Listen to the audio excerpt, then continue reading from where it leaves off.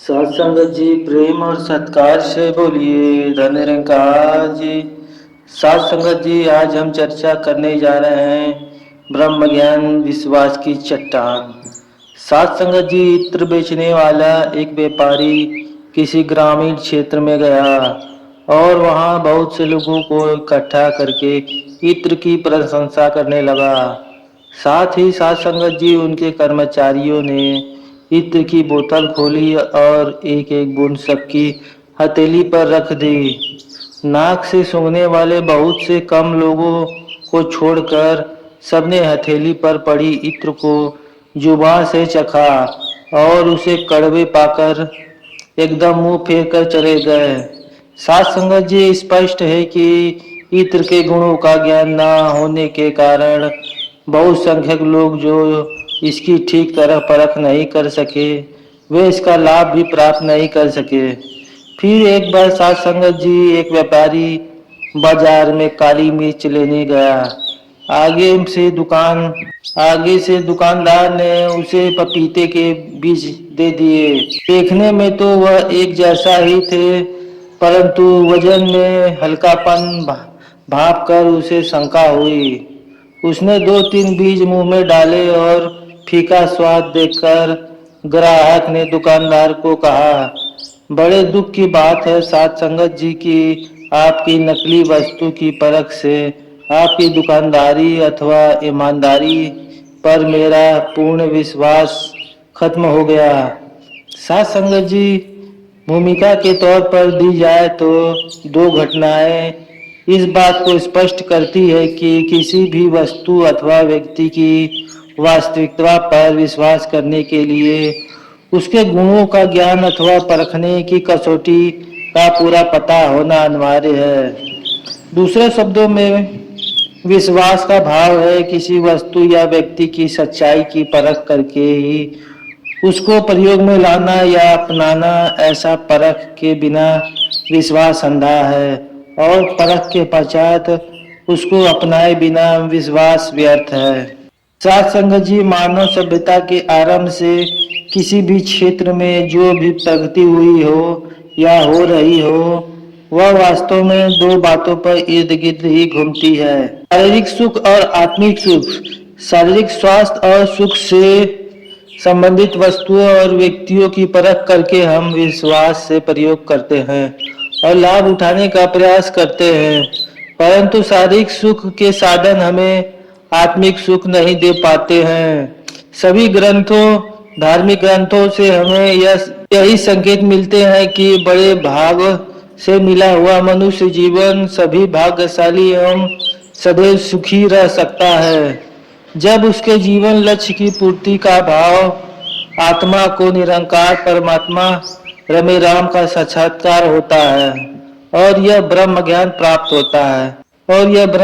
प्राप्त होता है सतगुरु के आशीर्वाद से। साथ संगत जी यह प्रश्न यह उठता है कि ब्रह्म ज्ञान और सतगुरु की परख क्या है जो हमें अंधविश्वास में न डालकर व्यर्थ विश्वास के साथ आनंदमय जीवन प्रदान करे। अनेकों लोग तो ऐसे हैं जो इसी बात पर अड़ जाते हैं कि जब प्रभु परमात्मा रंग रूप रेख में न्यारा और निराकार है तो इसका साक्षात्कार और विश्वास कैसे हो सकता है। इस प्रकार के लोग सभी गुरुओं और ग्रंथों का खंडन करते हैं जो स्पष्ट बता रहे हैं कि निराकार देखने योग्य है और मनुष्य जीवन मिला है ब्रह्म ज्ञान के लिए। कबीर जी ने निरंकार प्रभु को गुरु कृपा से देखने के पश्चात ही कहा है यह ब्रह्म ज्ञान गुरु को परखने की कसौटी भी है। गुरु द्वारा ब्रह्म का साक्षात ज्ञान होना ब्रह्म ज्ञान कहलाता है जो कि शाब्दिक मंत्रों में बिल्कुल भिन्न है। गुरु के संकेत से जब निरंकार प्रभु का साक्षात्कार होता है तो यह ब्रह्म ज्ञान सभी धर्म ग्रंथों में दी गई कसौटी पर परखा जा सकता है। सभी धर्मों का विश्वास है कि भगवान एक है, परंतु एक भगवान को मानने वाले स्वयं एक नहीं हो पाते, शायद इसलिए कि साक्षात जानकारी के बिना सभी ग्रंथों के लोग अपने भगवान को तो कहते हैं एक कहते हैं तो दूसरों के भगवान को अलग और श्रेष्ठ मानते हैं। यही कारण है कि जब तक एक को जानते नहीं, मानने वाले एक नहीं हो सकते। यह बहुत बड़ा भ्रम है जो ब्रह्म ज्ञान द्वारा केवल गुरु ही खत्म कर सकता है। साथ संगत जी, जब ब्रह्म ज्ञान के पश्चात इसको अपने अपने धार्मिक ग्रंथों से मिलाते हैं तो हिंदू लोग कहते हैं हमें परमात्मा मिल गया, मुस्लिम भाई कहते हैं हमें अल्लाह मिल गया, ईसाई कहते हैं हमें गॉड मिल गया, आदि आदि। निरंकार प्रभु को आमने सामने देखकर हमारा प्रभु पर पक्का विश्वास टिक जाता है।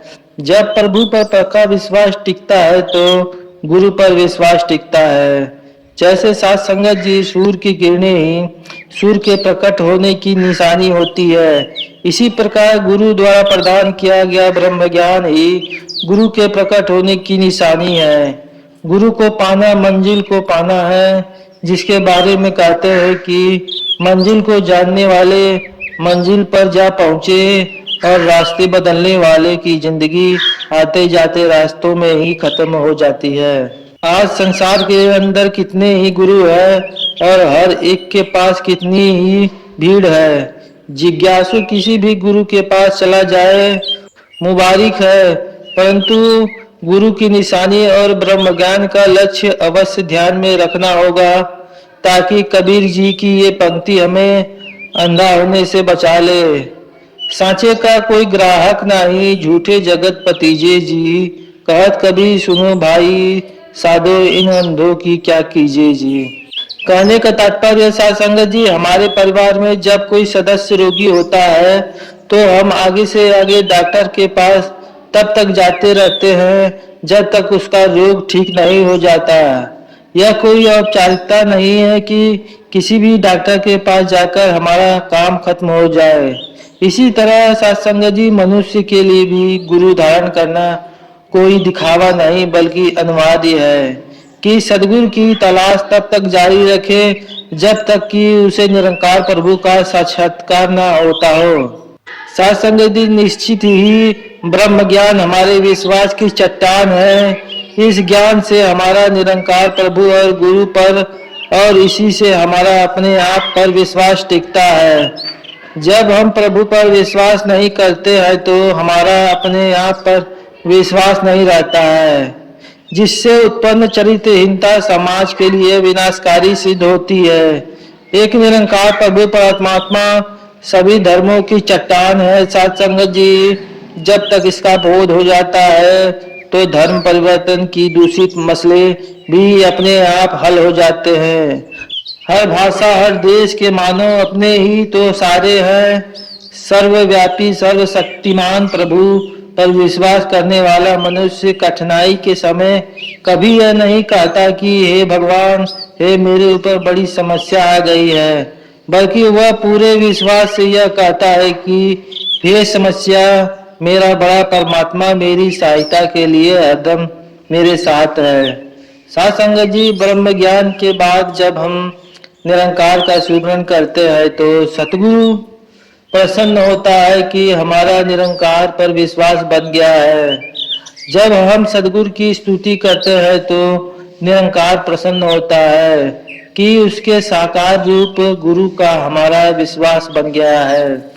आपसी प्यार की हानि धर्म की ग्लानि की निशानी है। साथ संगत जी, इसलिए जब हम आपस में प्यार व सत्कार करते हैं तो निराकार और सदगुरु दोनों ही प्रसन्न होते हैं कि इस ब्रह्म ज्ञान पर हमारा पूरा विश्वास फलीभूत हो गया है।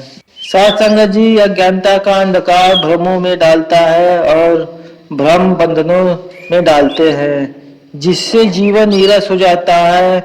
इसलिए अज्ञानता में जीवन जीना पाप है और ब्रह्म ज्ञान के बाद औरों को अज्ञानता में रहने देना महापाप है। कि भाव यह है कि ब्रह्म की जानकारी अपने आप में जिम्मेदारी है कि सभी निरंकारी महात्मा आत्मा भाव से आनंदित जीवन जिए। वक्त के सदगुरु निरंकारी सदगुरु माता सुभिक्षा जी महाराज का ब्रह्म संदेश निरंकारी पत्र पत्रिकाओं सहित सभी उपलब्ध साधनों द्वारा जन जन तक पहुंचाया और बतलाए। संगत जी, सदगुरु माता जी हमसे कितना प्यार करती हैं, कितना विश्वास करते हैं। और यह उनके द्वारा दिए गए अलौकिक दिव्य ब्रह्म ज्ञान से स्वतः ही स्पष्ट हो।